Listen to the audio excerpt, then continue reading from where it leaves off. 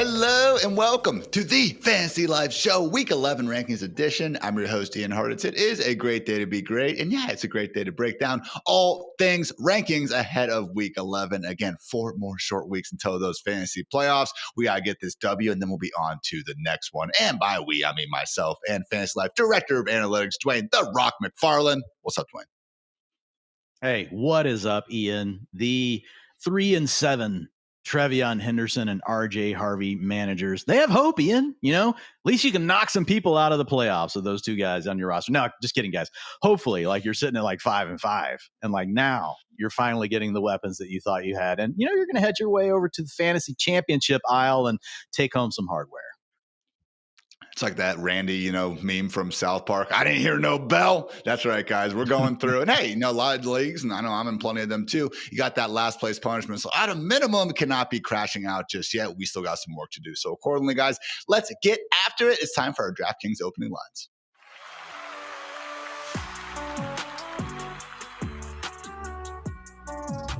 As always on our Thursday Fantasy Life Show, we'll be going position by position, breaking down our rankings, risers, fallers, sicko starts, and all that jazz. But today, also going to be trying to do a heightened importance and breakdown on the injuries at each position. So right now, we're going to be going through all things with RBs. As always, though, we invite you guys to check out fantasylife.com with our injury rundown article that will be live this weekend for all final thoughts there. All that said, Dwayne, some running backs who should be good to go despite having that annoying questionable tag over on Yahoo, ESPN, or wherever you guys are playing. Rico Dowdle did not practice on Wednesday, but was back out there on Thursday with the quads. Same sort of thing he did last week. We also have Aaron Jones limited, but still expected to play. Again, has that AC joint injury, but did the same thing last week. DeAndre Swift practiced in full on Thursday with the calf. And also Chris Rodriguez should be good to go, I should say, for Madrid with that shoulder injury. Dwayne, it did seem like Chris Rodriguez was coming on a little bit strong ahead of even Bill Krosky-Merritt before he got injured last week. I understand no one's exactly thrilled to be starting either of these guys, but we have some tough spots, some deeper leagues. Well, how do you kind of make out this C-Rod versus Bill split right now? Yeah, I've got them pretty close. But to your point, like last week before the injury to Rodriguez, and it was a small sample, like he was getting the majority of the carries. So I'll probably continue to tweak it a little bit. I'm not super comfortable with any of them because, like you like to say, Ian, we can handle 2 running backs, guys. But when we have 3 and we also have a quarterback that could be running inside the 5-yard line, that makes things really difficult. And we do still have Jeremy McNichols. He's involved. And we also have Marcus Mariota who can poach carries. So rather steer clear of the Commanders' backfield. But I will say this. Like, if you made me choose one of them that had the highest ceiling for the weekend, and it's not necessarily projected this way, I think I would go with Rodriguez, Ian, because I do feel like he is the one guy that somehow we could show up and we're in quarter 2 and we're like, holy crap, he's got 70% of the carries. I think Bill already had his chance at that, right? And now they've reintroduced Chris Rodriguez back into the mix. So if you're going for pure upside in the Commanders' backfield and you're trying to make a choice, I do think I lean to Chris Rodriguez. I have them right next to each other in the ranks, but I already thought about it yesterday about just bumping like Rodriguez like 1 or 2 spots above, just to kind of say, like, if I had to pick one, that's the guy I would go with, and that's my reasoning why. And I don't hate the idea of just keeping one of these guys on the bench because the playoff schedule is fantastic, guys. Giants in week 15, Eagles in week 16, not ideal, but then the Dallas Cowboys in week 17. Yeah. So God forbid we see this 3-back committee shrink down to 2. You would be liking to have one of those guys around then. Some running backs that we still aren't quite sure about their status, so keep an eye on that as we get into the weekend. Buccaneers RB Bucky Irving back at practice with his great. That said, he still has been limited in both of these instances. Again, dealing with the shoulder issue, that seems to be far more important than the toe. Also have Cardinals running back Bam Knight limited with an ankle. Cardinals running back Trey Benson, I think, is alive. Dwayne, I cannot find anything about this dude anywhere. It's basically Calvin Ridley all over again. So please, any Cardinals beat reporter, it would be fantastic to get an update on Mr. Trey Benson. And also Ravens running back Justice Hill, but not practicing with a toe injury. Other running backs that we were actively not expecting to play, though, J.K. Dobbins with the foot, honestly could be an IR candidate. Also have Isaiah Pacheco with his knee injury, not practicing all week. And Samaje Perine with the ankle injury, also not practicing all week. So with Pacheco out of the picture, Dwayne, it does seem like Kareem Hunt is going to be the lead dog. Chiefs are coming off a bye, though. I'm just doubtful that we see Brashard Smith get out of that gadget role, but he has made the most out of his opportunities as a receiver in particular this season. Yeah, he has. But the thing that really like kind of messed things up in the week before the bye is they felt the need to give Clyde Edwards-Helaire 11% of the carries. And while that doesn't sound like a lot, like that's 11% away from Brashad Smith. Like if he had 35% of the carries and did the work that you talked about in the passing game, like we'd be like, all right, he could probably come through in a PPR league with like 8 to 10 points and maybe get lucky. He scores a touchdown. Maybe he gets some of the red zone shenanigans or the stuff that goes on inside the 5 and the Chiefs offense. He ends up scoring because most of that work really does go to Kareem Hunt, but they do some gadgety stuff down there and a gadget player could score in that kind of role. But it's really the Clyde Edwards-Helaire stuff. So until we see the Andy Reid willing just to stick with 2 guys instead of needing to use 3, it does make it tough. Kareem Hunt, though, I would say borderline running back 2, Ian. We've got a lot of options this week with only 2 teams on bye. We've got a lot of pretty good matchups as well. We've got other names climbing the ranks. So on a typical week, like we might see, Kareem Hunt get inside like our top 20, but because there's so many options this week, more of a borderline running back 2. Just worth noting, 61% of the snaps in that last game, got most of the carries, continues to get the work inside the 5. So he can still end up scoring 2 touchdowns, guys. Like in Kareem Hunt, he could give you 17, 18 fantasy points. So I would say low end running back 2, borderline running back 2. How about you for Kareem Hunt? We are in lockstep, my friend. Both of us have Kareem Hunt exactly as our RB24. Love when it happens to work out that way. That said, guys, we are not in lockstep with all the ranks. So accordingly, let's get into those ranks. This has been our DraftKings opening lines.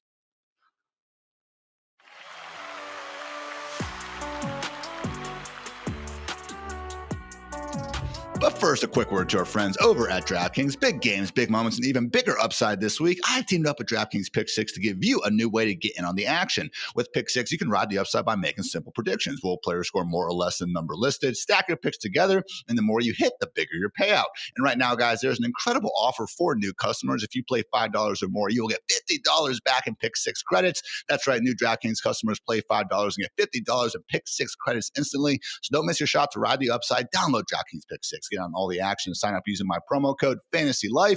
Thanks to DraftKings Pick 6 for sponsoring this. Let's make this NFL season one to remember.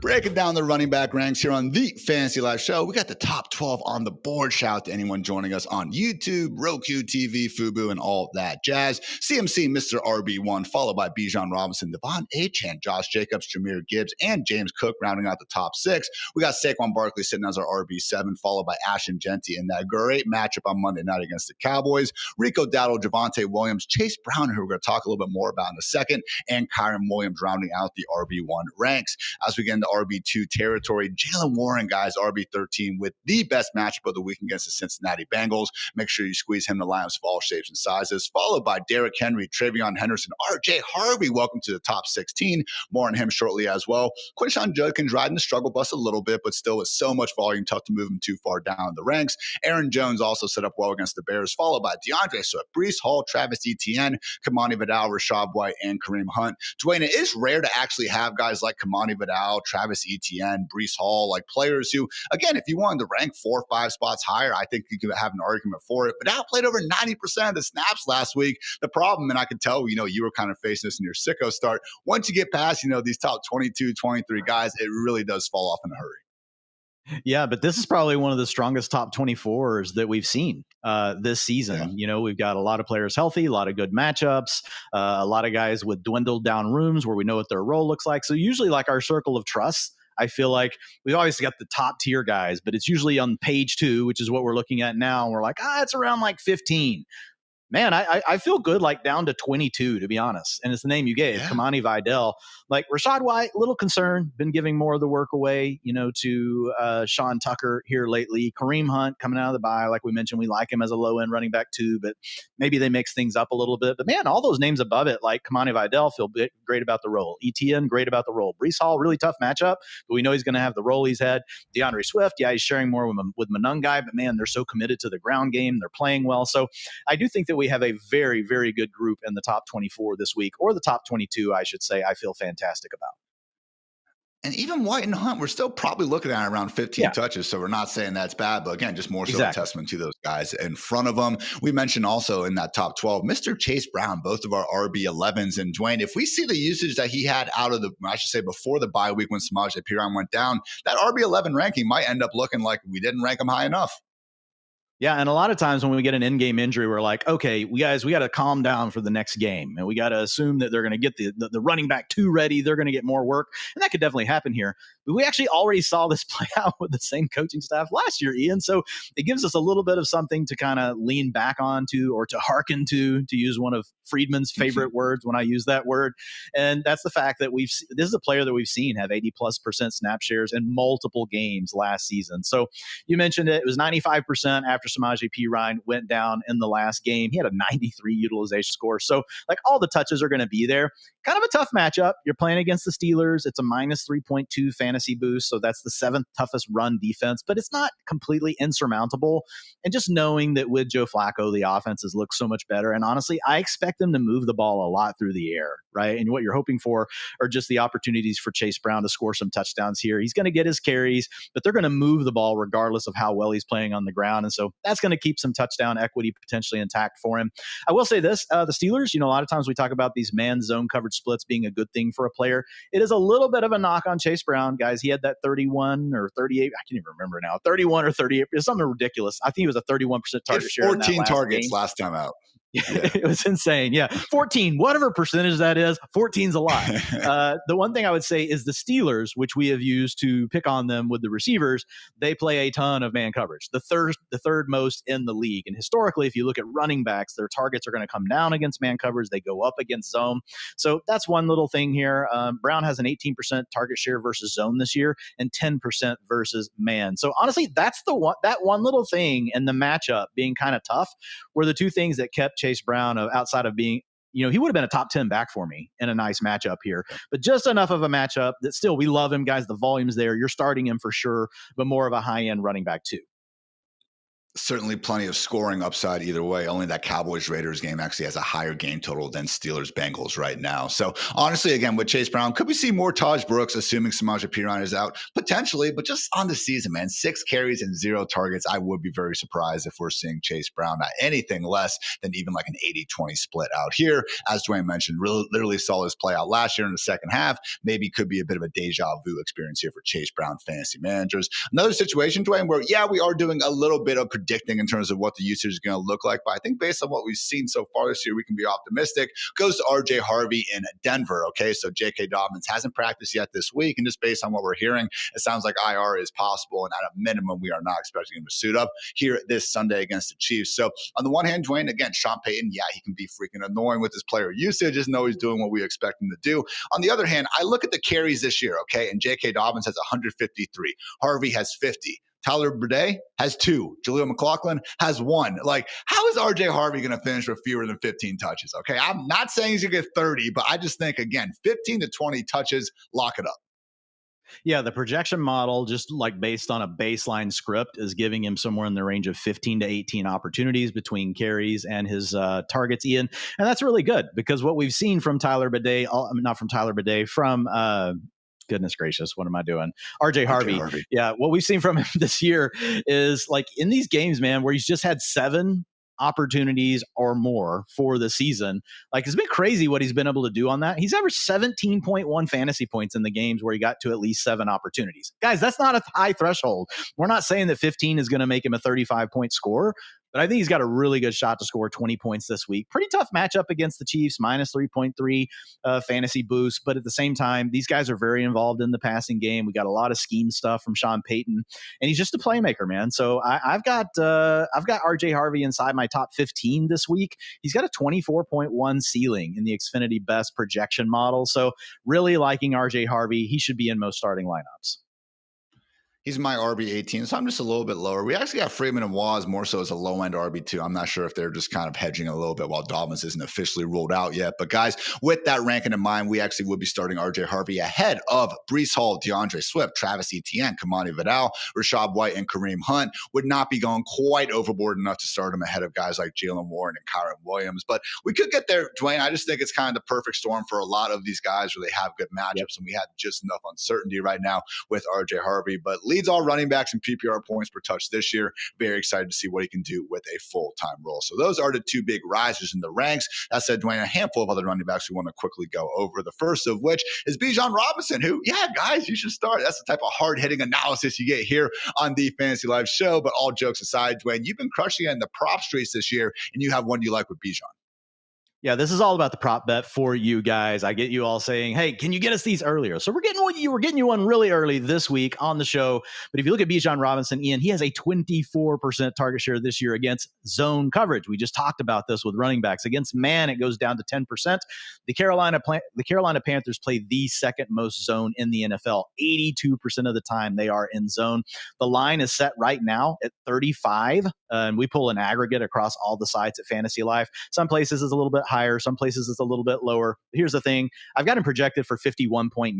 His average on the season is 52.5. So I think this is a smash spot to hit the over on the Bijan Robinson. Some looks, and there's a chance, man, like the rest of the way, like it's Brock Bowers is the top option in the passing game for them, with Ashton Genty potentially has the number 2 because Trey Tucker's kind of disappeared. You bring over Tyler Lockett, Jacoby Myers is gone. It's not like they've really had another person besides Brock Bowers step up in a big way consistently. So yeah, he's a mid-range running back 1 this week, any way that you cut it. Like I said, he's got the really huge ceiling, got the nice matchup against the Cowboys, giving that 5-point fantasy boost. It'll be interesting, guys, to see what happens with the Cowboys defense now that you actually do get Quinnen Williams in the middle, right? You're getting him next to Kenny Clark, who was a good run stopper during his time in Green Bay. You get Demarion Overshone back this week. So the Cowboys defense could be getting healthy. I don't know that they're going to be as easy of a matchup as they've been, but I still don't think that this suddenly just makes them something that we're super concerned about. So yeah, like Ashton Genty a lot this weekend.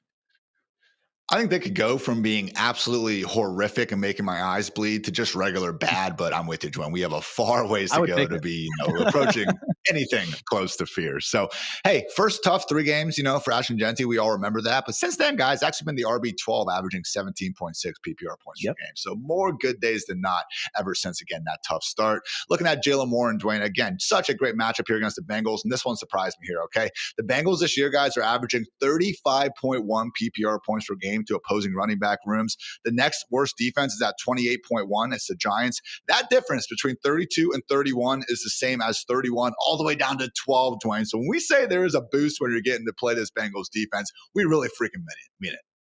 Yeah, and whenever you look at the adjusted points they've given, which looks at what the opponents they've faced have averaged, and then how much more or less they've given up to those opponents, the number looks even crazier. They give up a fantasy boost of 9.7, 9.7, almost 10 additional fantasy points to the backfields they face versus what those backfields have averaged. That's a lot, guys. So the Bengals, they don't have help on the way. In fact, they traded away one of their guys, and maybe that's why they traded him away. But in Logan Wilson, they traded him to the Cowboys. So the Cowboys hope that the guy coming from the worst run defense can take their second worst run defense and maybe make it a little bit better. But yeah, Jaylen Warren, we've talked about him plenty. 80% of the Steelers rushing attempts since over the last 4 games. I thought it was so hilarious whenever Mike Tomlin got asked this week, like, how come we can't get more carries for Jaylen Warren? And I think, man, these people need to look at the utilization report, like, because he gave the perfect answer. He's like, we need to convert on 3rd downs. If we can stay out there for more plays, he's getting 80% of the carries. So I am with Mike Tomlin on this one. This guy knows ball, and he knows if they can keep drives going, it's even more. The big challenge, honestly, Ian, this year for Jaylen Warren has been the touchdowns, man. Like, he just hasn't gotten the touchdowns. The Steelers, like, they rank 7th in getting to the red zone. So as much as we like what Aaron Rodgers is doing this year, they're still a below average offense when it comes to getting down inside that scoring range. That's held him down. But when you get to play the Bengals, man, I think this is a great get right spot for Jaylen Warren. So I think he have over 100 total yards, and there's a chance, man, he scores 2 touchdowns in this one. I think he's at least getting 1. I just love how Mike Tomlin gives us an absolute gold quote every, week or two, like clockwork for the past decade. We appreciate you, Mr. Tomlin. Dwayne, Vikings running back Aaron Jones, again, really has established himself as the running back y'all in Minnesota. Broke that down on the utilization report episode this week. Also a pretty good matchup here against the Bears. In fact, only the Bengals and Giants have been worse than the Bears in terms of RB rush yards before contact per carry. How high is too high to rank Mr. Jones this week? Yeah, I think mid-range running back 2 territory. And I've had a lot of people hit me up about trades around Aaron Jones. And I'll be honest, Ian, most of them I've just said yes to. I'm like, hey, well, I don't know what the rest of your roster looks like. But if you're really hurting at running back 2 and it's like Bill or somebody like that, then yeah, man, I'm in on Aaron Jones. We just need him to stay healthy. We know that he's still coming back from this AC joint sprain. Running backs do get hit on the shoulder. That's the main risk with him. But yeah, he's completely taken over the backfield, and it hasn't just been, due to the way the game scripts have worked out. I went back and looked, 96% of the snaps in the first quarter last week. So they were clearly going to Aaron Jones. He is the clear-cut running back one. At this point, Jordan Mason is only a handcuff, not really a guy that should be anywhere near lineups. Talk a little about Kareem Hunt earlier in the show, again, with Isaiah Pacheco, most likely being on the wrong side of questionable here. So did want to throw a little bit of cold water on one of these guys, and that man is the big dog, Dwayne, Derrick Henry, facing off against that same Browns defense that shut him down earlier in this year, man. Just 11 carries for 23 scoreless yards. Now, it is Derrick Henry. He went off against these guys last year and everything, but just a situation where very tough matchup, and even with Justice Hill potentially being on the wrong side of questionable, man, it's tough to think about Henry actually having a meaningful impact in the passing game. Just hasn't been a part of his skill set for pretty much ever. Yeah, and really, Keaton Mitchell has taken over the running back 2 duties on the ground over the last 2 games. Justice Hill only has 3% of the team's rushing attempts in those games. So really, to your point, just doing the receiving work, and even if Henry gets out there a little bit more on passing downs, if we could scratch out a catch or a target, like, we would take it, but we're not expecting huge returns on that. The thing for me with Derrick Henry, Ian, is we've honestly just given him the respect that honestly he deserves. Like, this is the King Henry all season, and probably we should have been moving him further down the ranks sooner, but we just know what he looked like last year. But he's averaging 12.8 fantasy points this year. He's only gone over 20 fantasy points in one game. So it's not like, and as soon as we say this, Ian, and I wrote this in the column, what better way to get King Henry going than to place him in the Fowler section, right, of a weekly rankings article? He is almost for sure to go off for 25 fantasy points. So we're not telling you guys to bench him, but he is a mid-range running back too, man. And there are some interesting names this week where you could have a decision between him and another player, like an RJ Harvey, like a Travion Henderson. I'm not saying either one of those is like necessarily a lock start over Derrick Henry, but it's at least a conversation at this point. And it was not that way if we think back to 5 weeks ago. Now, I do not think we're going to be having the same conversation after this week, because the Ravens, following this tough matchup, get the Jets, Bengals, Steelers, Bengals again through week 15. So again, 2 amazing matchups for Henry coming up, but not so sure we're going to see those usual fireworks here in week 11. Dwayne, that takes us to the sicko start. Again, running back tends to be extra tough with this because you are trying to put yourself in a corner here. Only can be started in under 50% of leagues on Yahoo right now. So again, not too many great options, but you still do have someone in mind. Yeah, if you guys go check projectable volume and then run that against the availability in any of these leagues, whether it's Yahoo, ESPN, or an aggregate, you run into problems pretty quickly. And you mentioned it. You can't be on over 50% of rosters to make the column. So I'm going to go with a super sicko here, Ian. I'm going to go with Emmanuel Wilson, only rostered in 7% of leagues, only in 2% of starting lineups. It's not ideal, guys, but I'm assuming you're in a sicko league if you need this. If you're playing in a normal league, you're not picking up Emmanuel Wilson to start him. But here's the thing. Packers are 7.5-point favorites, Ian. He has clearly become the running back 2 over the last 6 games for the Packers. He has distinguished, he has really separated himself from Chris Brooks.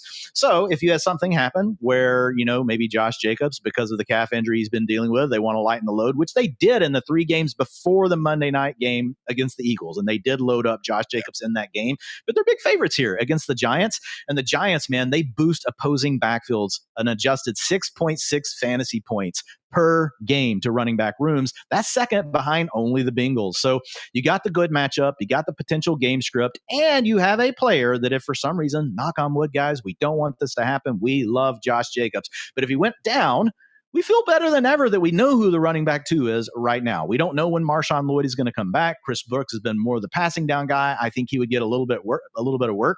But I think we'd probably be looking at 65% of the rushing attempts channeling through Emmanuel Wilson. And man, on an offense we really like he would immediately be in that mid-range running back 2 territory. That would be at the top of waiver wire claims for next week. So that's why I went with Emmanuel Wilson. I did consider Blake Corum, didn't have just quite the same matchup. So tiebreaker went to Emmanuel Wilson.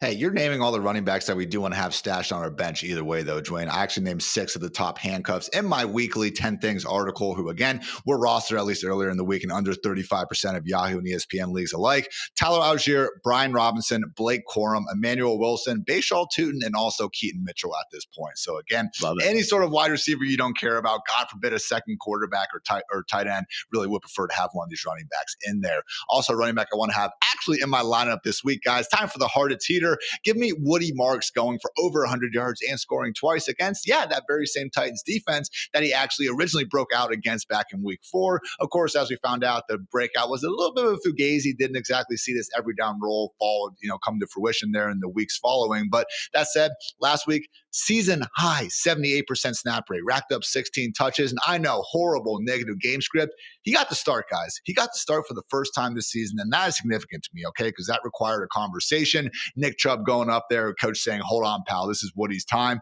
Even heard, quotes from coaches saying that, again, rookies not being treated like rookies anymore. It is a situation where Harvey, Higgins, Noel going to be leaned on a bit more moving forward. So matchup's great. Jeffrey Simmons, obviously, run stuff and defensive tackle for the Titans. Still not practicing out of the bye. I just think that Woody Marks honestly been playing well this entire season, especially as a pass catcher.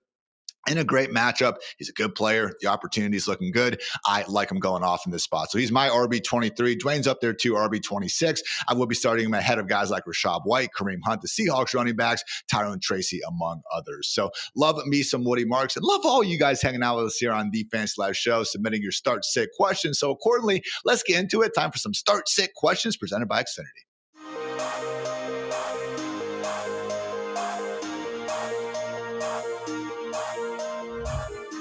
Dwayne, we got one from our guy at Rodobi in a half-point PPR league. He needs one between the man I just said, Woody Marks, RJ Harvey, and Jordan Addison. Unfortunately, I cannot go with my Hartitz here. I just said I think it's RJ Harvey here.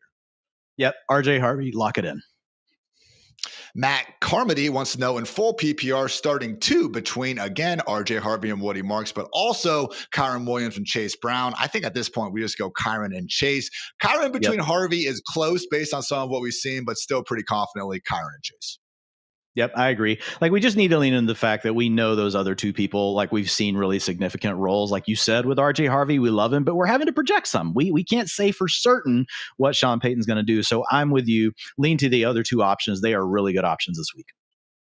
Speaking of Kyren for a sec, Scott Greenberg wants to know Ashton Genty or Kyren Williams rest of season. Dwayne, obviously like the Rams offense more, but raw volume, I'd probably have to give the edge to Genty.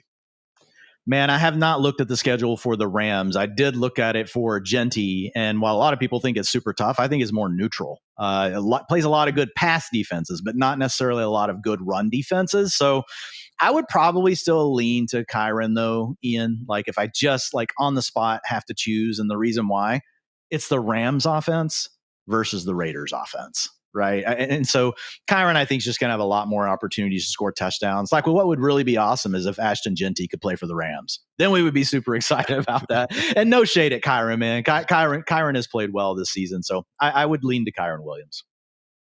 I lean Kyren there as well. From at Find the Human, I think, something like that. Stephon Diggs and RJ Harvey would also lean RJ Harvey there, Dwayne. We'll get to wide receivers here in a second. I like Diggs' matchup, but just when it's close like that, I tend to take the running back who's looking at 15 plus touches.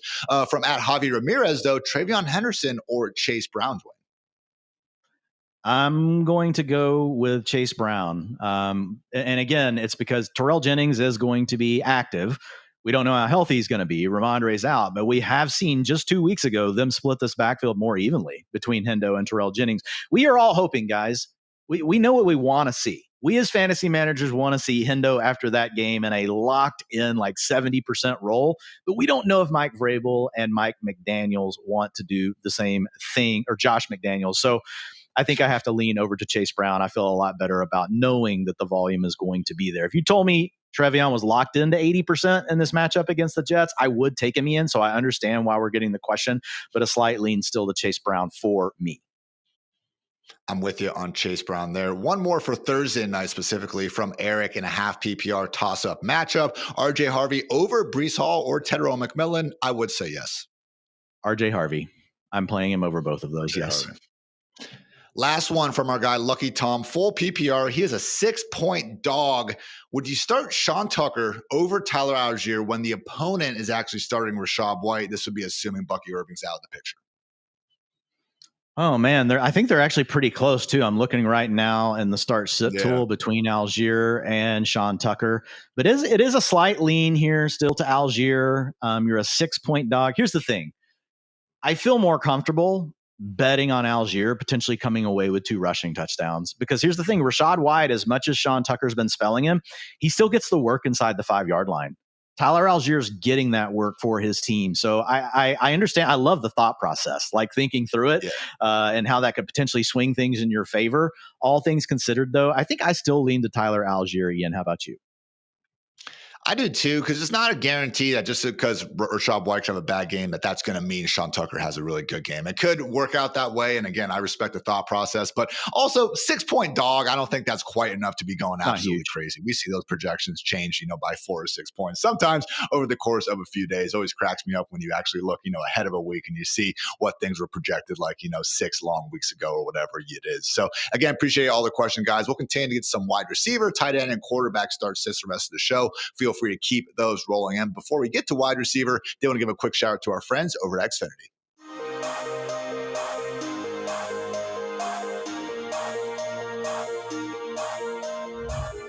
If you call yourself a sports fan, you got to have Xfinity, guys. All the games all in one place so you, a scholar, can become the best at watching sports. From Sports Zone, which features every pro football game and over 1,000 college games, highlights and alerts all in one place, to the multi-view option, which allows you to be up to 4 stadiums at once. Gotta love living in 2025. They also got the Xfinity Fan View, live scores, odds, and stats all in one place, personalized to you. And oh yeah, the whole thing is an enhanced Xfinity 4K, a simply stunning experience. And to get all this, all you have to do is use your voice remote and say football to find it all. Imagine all your football all in one place. Easy. Xfinity, imagine that. Learn more at Xfinity.com. Just note restrictions do apply. New residential customers only. Taxes and fees are extra and subject to change.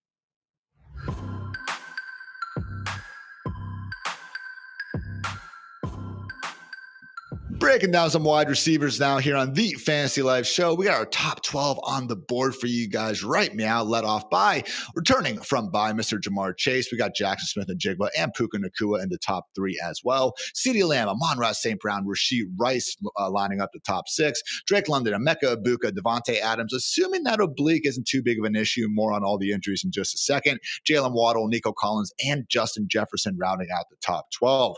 As we get into the wide receiver 2 state of things, we are looking at Ladd McConkey as our wide receiver 13. George Pickens, wide receiver 14, still up there in terms of the total leaderboards, guys. But I will say fantasy points per game have about been cut in half since CeeDee Lamb has been back and just overall this season when forced to split up those targets. T. Higgins, wide receiver 15. Devonta Smith, wide receiver 16. Rome Odunze, A.J. Brown. That's right. Got everyone else on the team. Devontae over AJB train at this point. What could go wrong?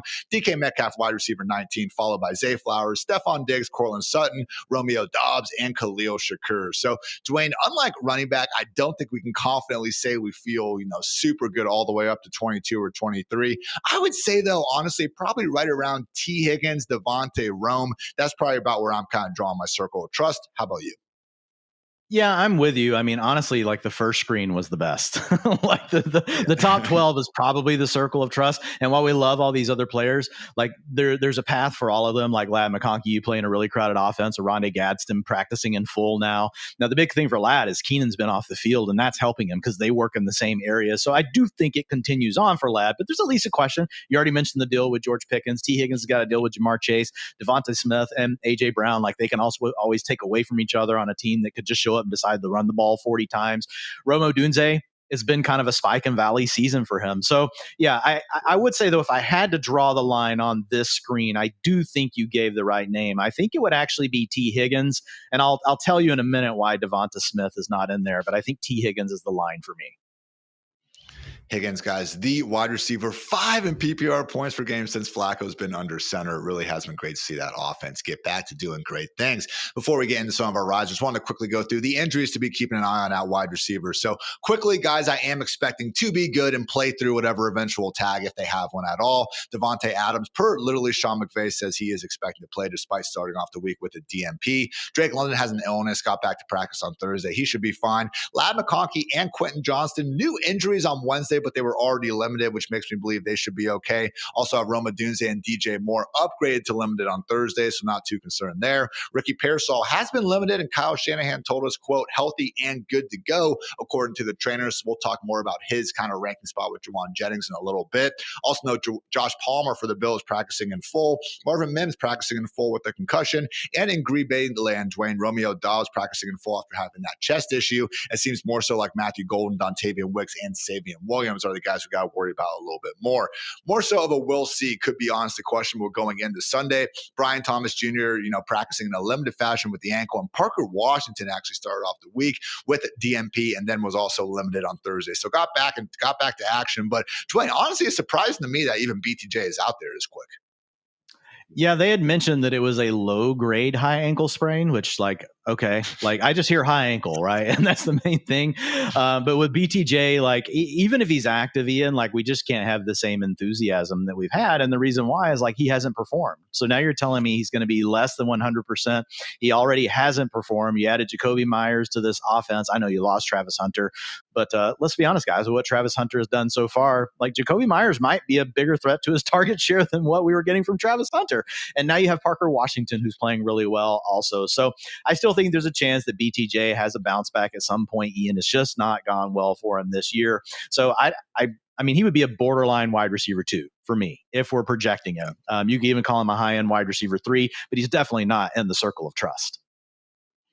Definitely not. Nor is Xavier Worthy at this point. Here's actually a Thursday edition midweek to the injury report with an ankle. That is never good. Khalil Shakur dealing with an ankle as well and been limited. Not too concerned just yet, but again, keep an eye on it. Calvin Ridley back at practice, which is good. However, in a limited fashion, so we'll see what goes on there. Darius Slayton not been practicing with a hamstring. Obviously would be a nice jump for him having, famous Jameis throwing him the football. We'll see if he's out there. The Giants did sign old friend Isaiah Hodgins in the meantime. Also got Chris Godwin still limited. We'll see there. Cedric Tillman, Torrey Horton, and Isaiah Bond also still failing to get the full practices. Now a handful of guys, Dwayne, who we do not expect to play or they've already been ruled out.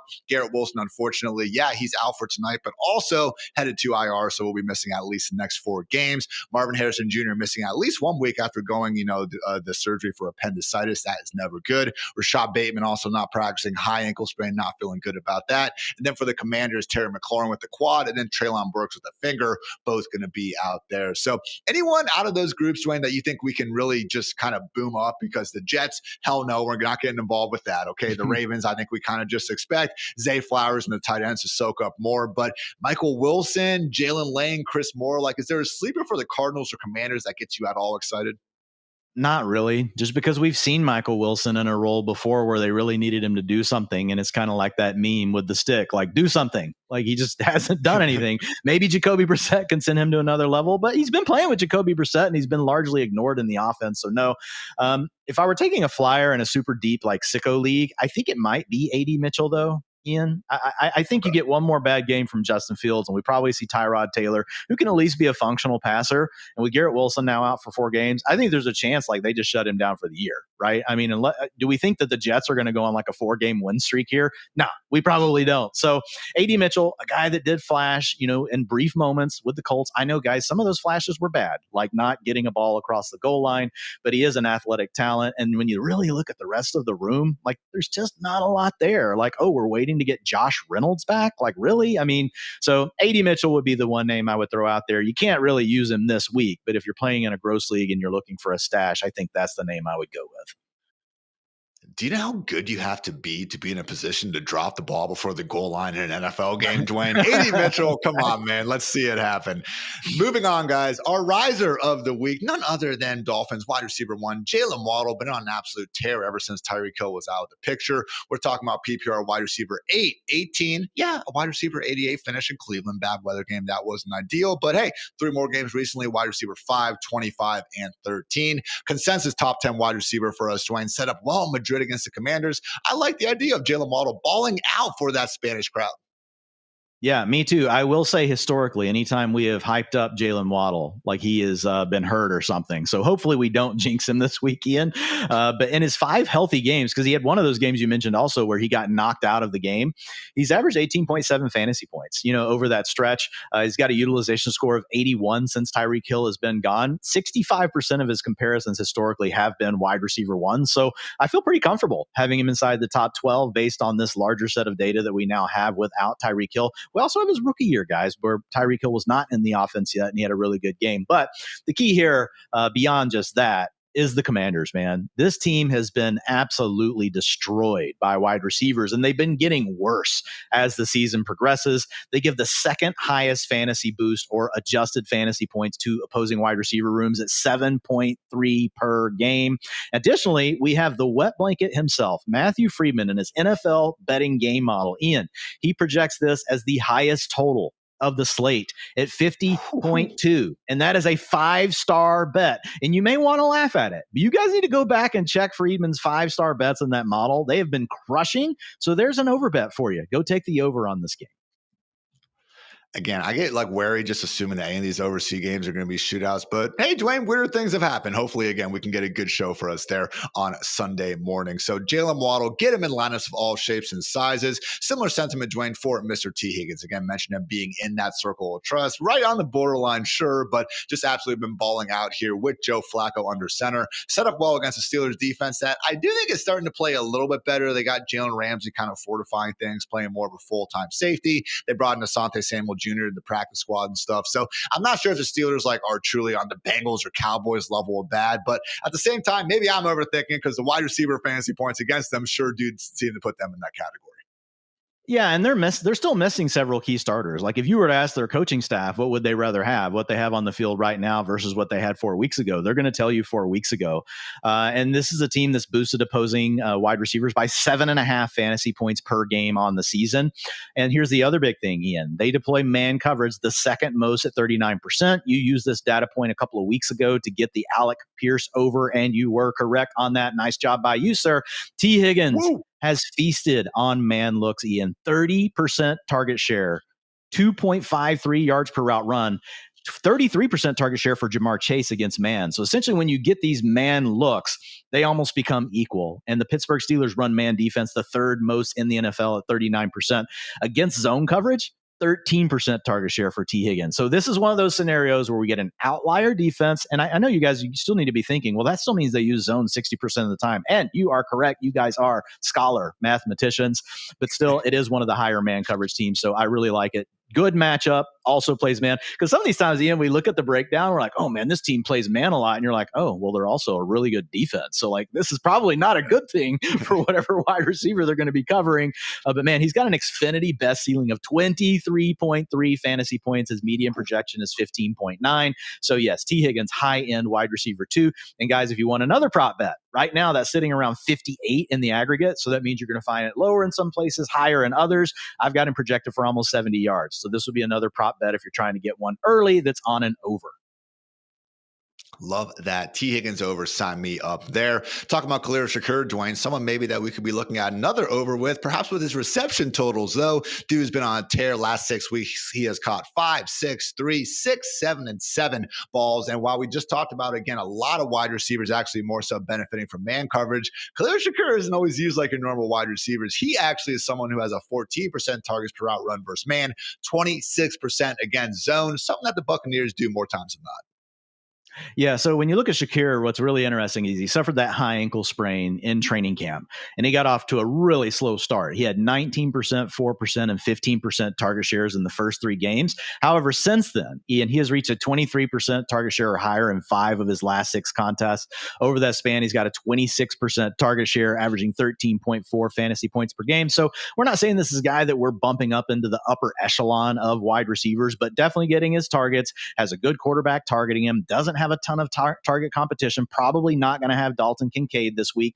Could get Josh Palmer back to the matchup, back to the lineup, but I will say this, Dalton Kincaid, he is more of a threat to take away targets than what we have with Josh Palmer. So keep an eye on the injury stuff. Ian, you mentioned the ankle earlier in the week. He was dealing with a rib issue as well. So I have him as a mid-range wide receiver 3, assuming that everything looks healthy on the injury report come Friday. Keep an eye on the radar as well, or just go to rotogrinders.com and check out, Kevin Ross, always awesome weather stuff, because this is a game that has an orange rating from him, which is not good. Winds look to be 15 to 20 miles per hour sustained, gusts up to 30. And on top of that, there could be a rain snow mix going on. That said, when we are talking about weather impacts and stuff, a lot of times that's more so the deep passing game, something that doesn't matter as much with Khalil Shakur. I still think Josh Allen is capable of throwing him his usual diet of screens and lower ADOT stuff, just maybe a bigger issue for guys like Keon Coleman, Josh Palmer, and all all of that. Dwayne, let's talk about Jauan Jennings, someone who obviously would be a bit more excited to start with Ricky Pearsall not back in action, I should say. However, we are potentially getting Brock Purdy back here for the 49ers. Where does Jennings fall for you? Because despite having 40 broken ribs, he's not on the injury report, and he seems to be playing pretty well lately. Yeah, I think that's the key. I think Jauan Jennings is getting healthy. And if you look at him over the last month, he's improved his utilization score by 9 points over the last 4 games. So over that span, he has a 69 utilization score, 11.7 fantasy points per game. His historical comps have averaged 13.6, with 65% of them being a mid-range wide receiver 3 or better. So I'm really leaning into that. I've got Jennings as a mid-range wide receiver this week. Also, I'm with you on the Ricky Pearsall return. We'll have to see what happens with that. But just note, guys, like Ricky Pearsall, what he was mostly doing was making big plays down the field. He had a 22% target share to start the season. Kittle, since his comeback, it's not like he's dominating 40% of the targets. So I think there's room here. Like Jauan Jennings could still do some things. The primary guy you have to worry about is CMC. Like CMC is the one that literally gobbles up everything and makes it harder on everyone else. So if Ricky Pearsall is back for this game, I would move Jauan Jennings more towards that borderline wide receiver 3 territory, so down like 5 or 6 spots, but still someone you can use if you guys are in a bind. That's kind of where I'm at. I'm going to move him down, but I'm not going to nosedive the guy. So right now, Dwayne, you have Jauan Jennings, wide receiver 24. I'm wide receiver 27. I could see putting him behind Quentin Johnston and Jameson Williams, but then we get to Troy Franklin, Debo, Jordan Addison, Trey Tucker.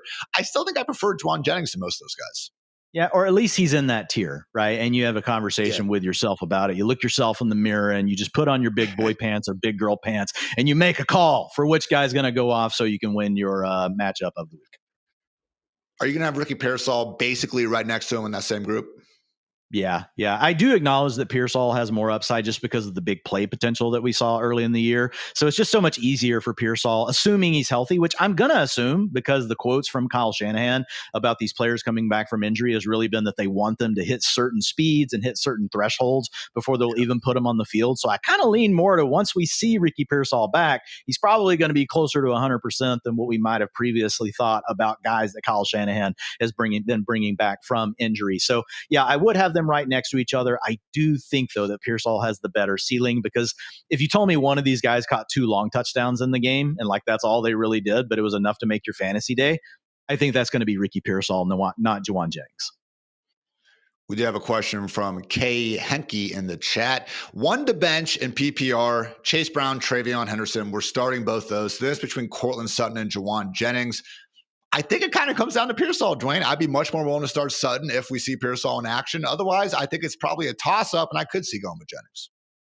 Yeah, I could see it, but I'm going to go ahead and lean to Sutton. I'm going to give Sutton the slight edge here. Like he's just done more for the season. And I know it hasn't been as good here in recent weeks, guys, but remember these things ebb and flow and the way the defenses are handling these teams, depends on like who's going off and like the 3 to 4 games before. Haven't seen much from Courtland Sutton. Now the Chiefs have a good pass defense, but I definitely lean to Courtland Sutton just by a little bit here, even if we don't have Pearsall.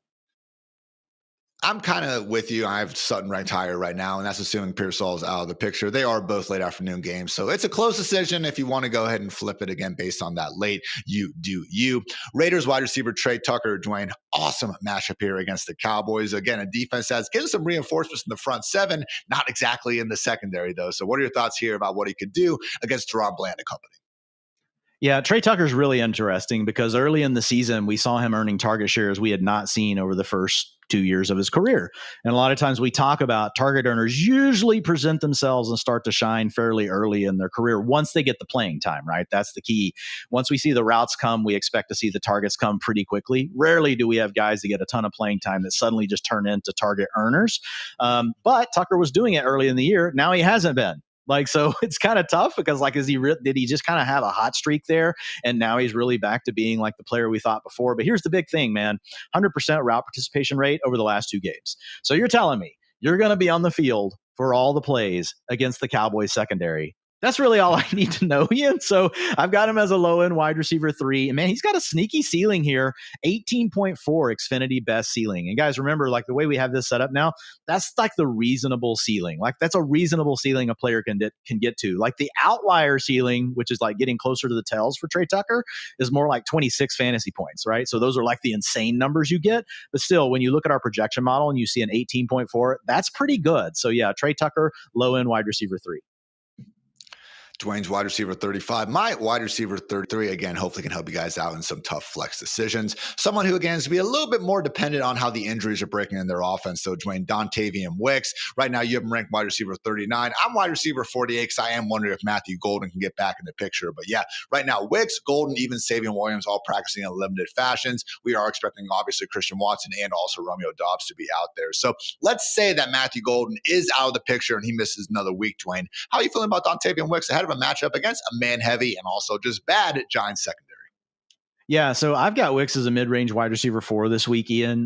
We talked about the man coverage stuff. We do have the Giants that like to run man coverage.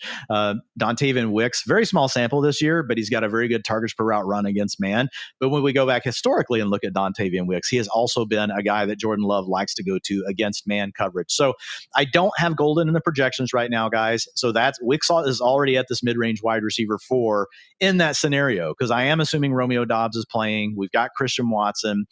We've got Luke Musgrave. We've got the other guys you mentioned, Ian. So it's tough to get too crazy. But I will say this is a guy that for a couple of years now, in the underlying data points, he's actually shown he's a pretty good player. Now, when he's been given these big opportunities and he's kind of been the man, he's dudded in those moments. So it really comes down to what you believe. And sometimes, like we'll see a player like this, they'll have a blow up game where we're like, we knew it all along. Like we knew it all along. We were saying it was always there.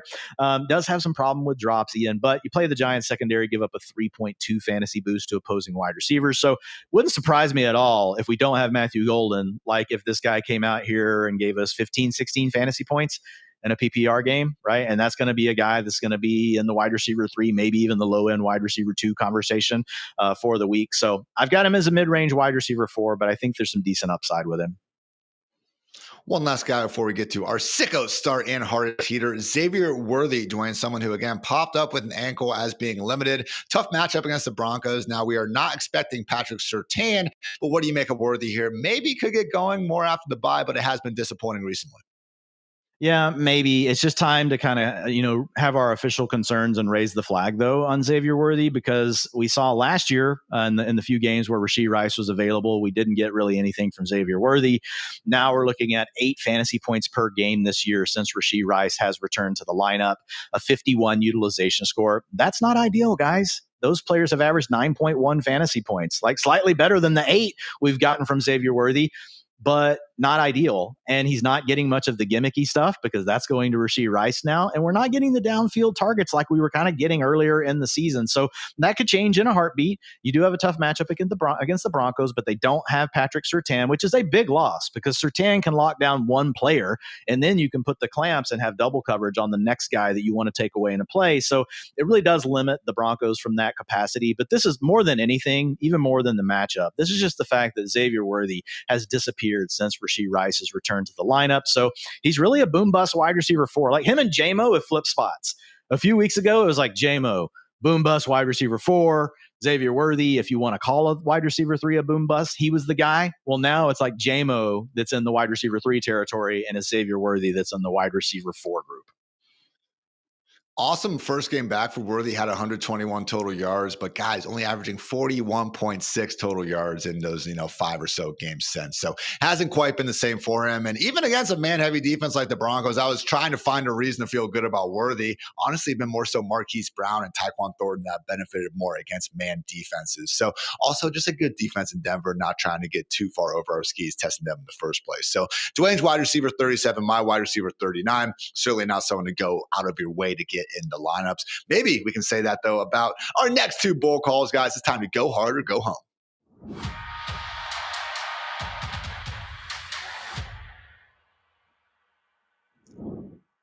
Are you going to go hard in your leagues and start these guys, or will you go home? This is Go Hard or Go Home, fueled by the bold flavors of Mike's Hard Lemonade, the official drink of those who go hard for their league. Dwayne, your official sicko start for wide receiver in week 11. Who we got?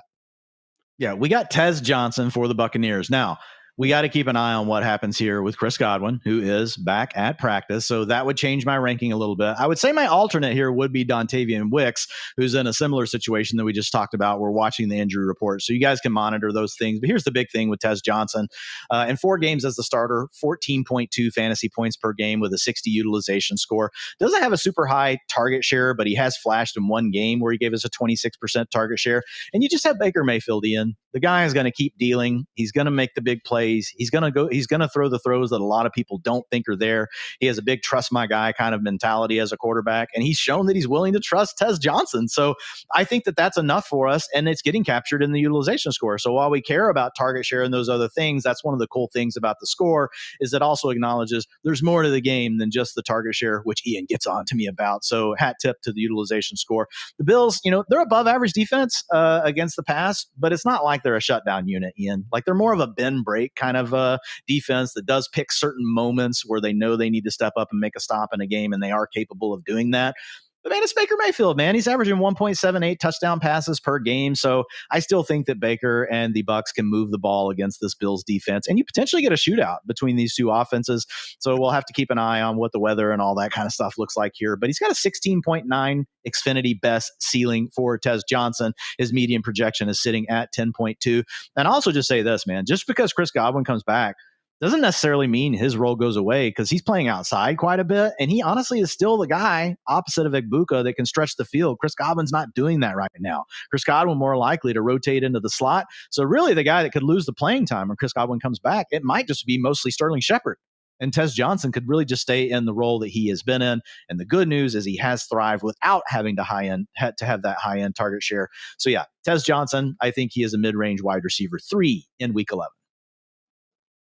I got him ranked even higher than you. My wide receiver 24, your wide receiver 32. Again, will depend on Godwin and some of the weather stuff. But guys, he's actually managed to outscore Emeka Egbuka since actually getting into the lineup in week 6. Egbuka's had his hamstring, was limited in one of those games. Yeah. I get it, but Tez certainly doing great things for himself. 2 questions surrounding Tez, Dwain, from wannabe fantasy guy, Xavier Worthy or Tez Johnson in full PPR. I'm feeling pretty strong about the Tasmanian Devil here. Yeah, I'm going Tez if Chris Godwin is out. If Chris Godwin comes back, then I think you're talking more of a coin flip between him and Worthy. And honestly, it'll be really hard to predict. So I probably just go with the guy that's been playing hotter, Ian, and that's Tez Johnson, not Xavier Worthy. It is a situation where this game is going to be at 1:00. So, might have to go ahead and make that decision if we don't have it outlined by the insiders on Sunday. So stay woke to that. From @Mitchell, who, caveated this by saying this is sadly a serious question. Always love those, Dwayne. Full PPR needs 1. Kenneth Walker, Tez Johnson, Parker Washington. This is one where I think it's okay if the weather checks out and if Godwin's out to go with Tez Johnson. Otherwise, I'd probably take the, 12 to 15 touches for Kenneth Walker. Yeah, right now I'm looking at this one actually in our in the Xfinity trades or start sit tool. And Parker Washington right now still comes out as the top guy. Like he's got an Xfinity best ceiling score of 18.8, 15.7 for Kenneth Walker, 16.3 for Tez. So I think that's the order I would go. We do have to keep an eye on the injury situation for Parker Washington. You mentioned it earlier, did return to practice today, limited. So as long as we see tomorrow, like we would love to see full tomorrow and taken off the injury report, like that would ice it for me. I would be going with Parker Washington. But if it's a deal like he DNPs or he's limited practice and everything's still up in the air, at that point, I will move Parker Washington. I'll dock him for the injury. And at that point, Tez would move ahead. So fully healthy Parker Washington, going with him. If not, I'm going with Tez Johnson, and I'm going to leave Kenneth Walker on the bench. It has been rough, man. Again, Walker and Charbonnet, if there were one person this year, it would be the RB5, but they're not. So the RB29 and RB30. That sucks. For the hardest hitter of the week, give me Romeo Dobbs torching this Giants defense for over 100 yards and a touchdown. I just feel like every time we start mentioning Dontavian Wicks' existence, that's probably a good sign that Romeo Dobbs is about to ball out. So again, we'll make sure this chest injury isn't too big of an issue, but given that he started the week with a full practice and LaFleur's not worried about it, I'm not worried about it. And as much as Jordan Love has occasionally made us annoyed and everything, there were some pretty bad drops on that Monday night game against the Eagles, guys. And I just think that more weeks than not, not, we still see some good ball from Love, especially against overmatched defenses, which I do think the Giants qualify. So again, not to just ram the whole man zone stuff down your guys' throat, but Romeo Dobbs has also been someone benefiting from that. And again, more than anything, it's just been a bad Giants defense overall. So I would be starting Dobbs ahead of guys like Wan'Dale Robinson, Khalil Shakur, Juwan Jennings, Troy Franklin, Jameson Williams, among others, because he's been the featured wide receiver in Green Bay all season long. I know dudes have been in and out of the lineup, but man, Romeo Dobbs, 56 targets on the season. No other Packers wide receivers even over 30. So feeling good about him really going back, finding his way into the end zone, and again, torching this overmatched secondary. And with that, guys, that wraps up this week's Go Hard or Go Home, brought to you by Mike's Hard Lemonade, because playing it safe is how you end up watching the playoffs from the couch.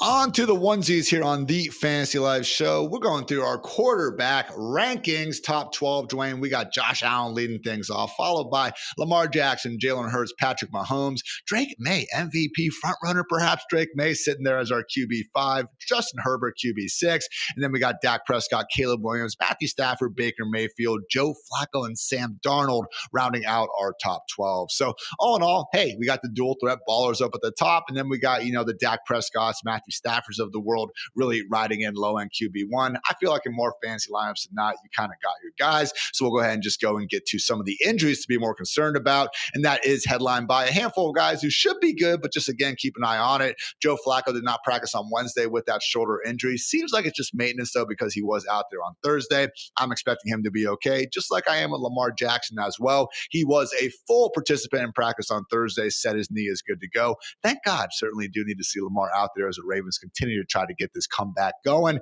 JJ McCarthy, also someone who was limited on Wednesday, but he is up to a full practice on Thursday, dealing with the right hand injury. Also feeling good about Brock Purdy. I wouldn't say I'm as, confident as those other three that he's going to start, but with this toe, we've just heard from Kyle Shanahan that if he can put together 3 good aggressive practices in a row, he should be out there in place of Mac Jones. 2 quarterbacks we do have out, though. Unfortunately, Jackson Dart with that concussion will not be suiting up. Instead, we got Jameis Winston under center. Then also CJ Stroud out with another concussion. Dwayne, Davis Mills actually showed out pretty well for himself. I know a lot of it was, garbage time comeback mode, which ended up not being garbage time. It just ended up being a pretty freaking great comeback. But how much did you kind of adjust the overall Texans pass game projections, removing Stroud and putting in Mills? Yeah, I still actually have to do it. So I've got to put Mills in today when we're done with the show. But yeah, I'm going to downgrade a little bit. Like CJ Stroud, people, I think, we loved him in year 1, and then everybody got so down on him in year 2. And then this year, he's kind of been in between that. But I mean, he's been averaging, 17.5 fantasy or 17.4 fantasy points per game. And continually, you will see rankers every week have Stroud down there at QB 22, 23. Honestly, he's closer to the Jared Goffs and those guys this year when he is up. But Davis Mills did play well last week. I don't know, though, Ian, he can do it 2 weeks in a row, but you get to play the Tennessee Titans this week. Haven't seen how much that line has moved. Whenever Stroud was expected to be the starter, it was 7.5 points. My guess is it's still probably 6.5, just because the Tennessee Titans have been so terrible. I think the one good thing here that you could say about Mills is as much as we love, running the ball against the Titans because they get into these massive trailing scripts. And you talked about Woody Marks, that's your hardest heater. But there's still a chance, it's not like the ground game has been great this year, right? Which means they could still just decide to go through the air. And Mills plus Collins had a really good connection. And I think that's the biggest takeaway we have to have, is that we saw enough from Mills last week to not really downgrade Nico Collins. Maybe you drop him a spot or 2 in your ranks, but you still feel good about it. And with that, guys, let's get to our big riser of the week. And that continues to be one of the biggest surprises of the season. Bengals QB1 Joe Flacco going up against that same Steelers defense that he torched a few short weeks ago. So, Dwayne, since Flacco took over under center in week 6, only Jackson Dart has more fantasy points per game. Yep. Joe Flacco, QB2 in fantasy points per game for the Bengals in the year 2025. Just simply amazing stuff, man. And again, we've seen Flacco do this at the end of the season for 2 years, two other years before this. So this is not like this is just a one-time thing. He understands what defenses are trying to do, the way defenses are trying to play. He's like, oh man, like this is the defense they ran when I came into the league 37 years ago. Like I know what this coverage looks like. I know where to go with the ball. And then you give him Jamar Chase and T. Higgins in. And yes, Joe Flacco is absolutely cooking. You mentioned it, number 2 quarterback over that span, with off trailing only Jackson Dart, but 24.4 fantasy points per game in his 4 starts with the Bengals, averaging in 314 yards. Like we have quarterbacks that we're hoping could get to 200. 221 is like good right now this season. This man's coming out here with 314 yards per game, 2.7 touchdowns per game, trailing only Matthew Stafford over that period. Stafford absolutely cooking right now, guys. He gets the Steelers this week, who have given up the most passing yards per game over the last 4 contests, dealing with the injuries that they've had, Ian. 316 yards per game. They have boosted opposing passing attacks by 60 yards. 60 yards that these guys enjoy over what their season average is when they play the Steelers. He's got the weapons to take advantage of it. Like Ian said, keep an eye on the injury report. We don't think this is going to be a thing. This is basically the same practice, routine that he followed the week before the bye. He ended up starting that game. Didn't really seem to have too many difficulties with it. They were throwing the ball, dropping back, doing their thing. So yeah, Joe Flacco, low end QB1. Who would have thought? And man, he has high end QB1 upside. Like Joe Flacco could be like a top 3 quarterback on this slate against the Steelers. Because they're fine letting him air the ball out to his heart's delight, man. Yeah, there's going to be some weeks like we saw in the Bears game, some interceptions, some sacks. Flacco's not going to play like one of the best quarterbacks in the world every single time out. Since he took over under center, though, plus 7% drop back rate over expected. That's the highest mark in the entire NFL. Thank you, Zach Taylor. I do not say that very often, but in this case, thank you. Dwayne, also want to touch on real quick, Bo Nix, someone who honestly has been flirting with top 12 status in certain weeks this year. Not in this one, though. He's my QB 16 and your QB 18 ahead of this tough matchup against the Chiefs. So not insurmountable. I understand, some people might have a Trevor Lawrence or JJ McCarthy versus Bo Nix decision, and we would go with Bo Nix there, but certainly not someone we're exactly rushing again to start in lineups this week. Yeah, he's a mid-range QB2. I think what Bo Nix has shown us is he needs an average to good matchup, and we feel fine about him. But when he does get into these tough matchups, that has not worked out for him so far this season. Ian ended up coming out okay against the Eagles due to some of what he did on the ground. But the Chiefs have held opposing quarterback rooms to a 4.9, a negative 4.9 fantasy boost. So 4.9 points below their average. So that's not good, man, when you're going to potentially lose 5 points just due to the defense that you're going to face. And it doesn't always work out perfectly like that, guys. Bo Nix could come out here and shred the Chiefs. But I think you hit it, Ian. The big takeaway here falls down to that QB 17, 18 range. That means guys like Aaron Rodgers. That means guys like Jared Goff. A lot of guys that might be even more just pure pocket passers that aren't going to give you any of the rushing upside as Bo Nix. We still like them better than Nix because this matchup is a tougher one. And one of those guys you just mentioned, Dwayne, is in fact your sicko start of the week. Who we got? Yeah, for sicko start of the week, I did go with Aaron Rodgers. It was actually going to be Jacoby Brissett, and then the appendectomy occurred for Marvin Harrison Jr. I had to rewrite this whole section in the article. It was one of those where I just hit submit. I saw the news. I had to go to our editor, Joe. I'm like, hang on. I got to go back and change the Marvin Harrison part, and we're going to have to change, the sicko start from Jacoby Brissett. And so Aaron Rodgers rostered 40% of Yahoo leagues right now, guys. So still under that 50% we talk about, and 19% of starting lineups. He ranks 4th right now in passing touchdowns per game. He's getting 2 per game. And even though the Steelers don't get to the red zone as often as we would like, when they get down there, Ian, they're letting Aaron Rodgers really operate the offense, and he's calling his number quite a bit. This guy is throwing the touchdowns. So I don't necessarily expect the touchdown pace to change. I think the yardage, though, is where you get the potential spike this week, right? And so if you look at the Bengals defense, Ian, the number 1 boost to opposing quarterbacks with 5.7 additional fantasy points per game. That's what Aaron Rodgers gets to face down. So he's got a 20.4 fantasy ceiling in the Xfinity best model right now.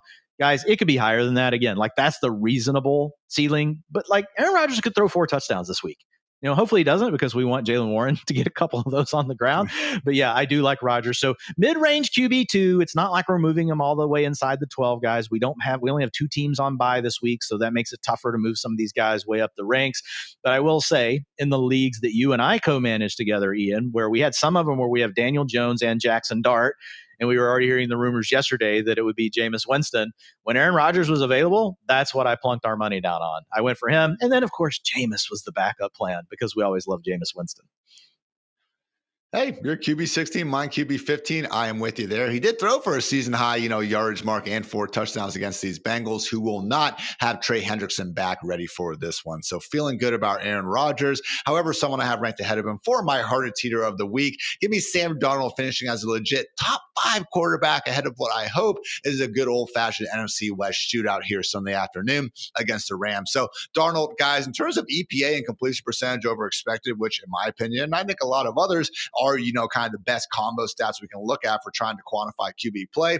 He's been the best guy in the league. Now, the one problem has been volume, and that's why, despite playing the best football of his career and as good as any quarterback in the league, Darnold's only been the QB 19 in fantasy points per game. How do you bring out more pass attempts than freaking 12 or whatever he had last week? You get a worthy competitor, and I do think Matthew Stafford is up for the challenge. So JSN, nuclear, Rashid Shaheed, bomb touchdown. Torrey Horton, if he plays, bomb touchdown. Common factors, Sam Darnold racking up fantasy points. So loving me some Darnold this week. And again, that 48.5 point game total, tied for the 3rd highest mark. Hopefully this will be the sort of game environment where we see Sammy D doing big things in Fantasyland. Also doing big things in Fantasyland, plenty of tight ends. So let's get into it, guys. Time for quarter 4 here on the Fantasy Life Show.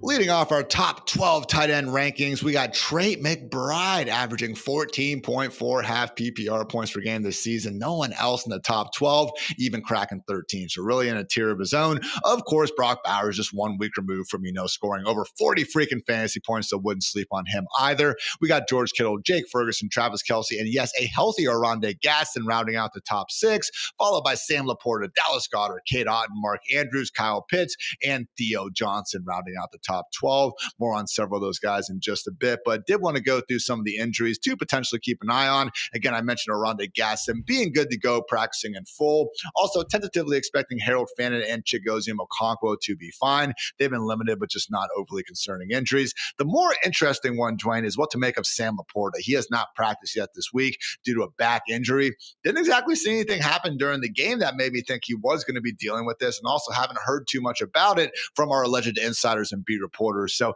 any sort of thoughts here on Laporta? Because again, back-to-back DMPs, man, that is not good. Yeah, we just have to wait and see what we get tomorrow. Hopefully, he's able to practice and he ends up playing this week. But right now, I would have to say I would lean more towards doubtful, Ian. Like, you get two practices so far and you're not out there for either one of them. That's not a good trend historically if we go back and look at the injury report. So something for folks to definitely keep their eyes on. Like, if we're thinking about what this does for the offense, you potentially get more passes to the running backs, to be honest, because JMO is going to do his normal thing. Amon-Ra is going to get his targets. I think this is just a plus for Jahmyr Gibbs as well as potentially David Montgomery as far as what they could do as receivers out of the backfield. Yeah, I don't think I'm really changing the wide receiver ranks too much if Laporta is out. Also, wouldn't be going on my way to start Brock Wright or anything like that. Also, no, Dalton Schultz has not been practicing this week. Brenton Strange, Isaiah Likely, and Daniel Bellinger have been limited. We are firmly expecting Dalton Kincaid to be out with that hamstring injury. He is considered week to week. Dwayne, we did get some mid-show news, though. Brock Purdy starting, back to the starting lineup. Welcome back, Brock. Let's go. Look, I've had Brock Purdy projected as the starter for the 49ers for like 5 weeks straight. The 1 week I decided to make it Mac Jones from the beginning. Brock Purdy's back. So you're welcome, guys. If you guys were waiting for Brock Purdy, and Ian and I have held Brock Purdy on some rosters where I know Ian had him as a drop one time. I was like, man, I don't want to drop Brock Purdy yet. And then like 3 weeks later, I'm like, man, we should have just dropped Brock Purdy. But yeah, so we have him in and we'll decide if we want to play him. So yeah, I like Brock Purdy. Here's the thing though, Mac Jones has played so well. It's kind of hard like to really say we're going to get a ton more from Brock Purdy. I think he can throw for more touchdowns potentially, but the yardage is probably going to be pretty similar to what we've seen from Mac Jones as the starter for the 49ers. Which has been really freaking high. So I'd be perfectly fine with Purdy replicating Mac Jones's efforts. So in the last 6 games, guys, for the 49ers, at least in the fantasy playoffs, Cardinals, Panthers, Browns, followed by the Titans, Colts, and Bears. Certainly feeling good about the upside of that entire passing game in San Fran.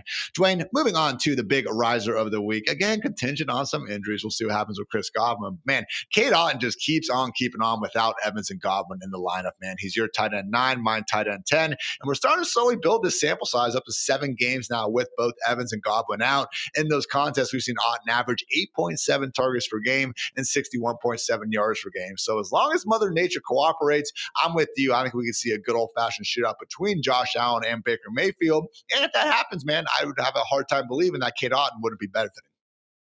Yeah, look, he has a 24% target share over the last 4 games. He's averaging over 13 fantasy points over that stretch. So, like, Cade Otton's been a mid-range tight end 1. However, I will say, if Chris Godwin is back, Chris Godwin coming back, Ian, can actually impact Cade Otton a lot more than Tez Johnson, because of the way that their roles work in the offense. We have seen historically in the games where we have Chris Godwin available, that's very bad news for Cade Otton. He turns into Superman when he's out. Whenever we have Chris Godwin return, he turns into someone that we don't want in our fantasy lineup. So if we do find out that Chris Godwin is going to play, I will be aggressively moving Cade Otton down in the ranks this week. It is also one of the tougher matchups for tight ends, and we could have the weather. So there's a lot of factors here that could push Cade Otton down. Whenever I wrote these final words, the last thing I knew was there's no timeline on Chris Godwin, And so we know how the Bucs coaching staff can do us. A lot can change in 24 hours.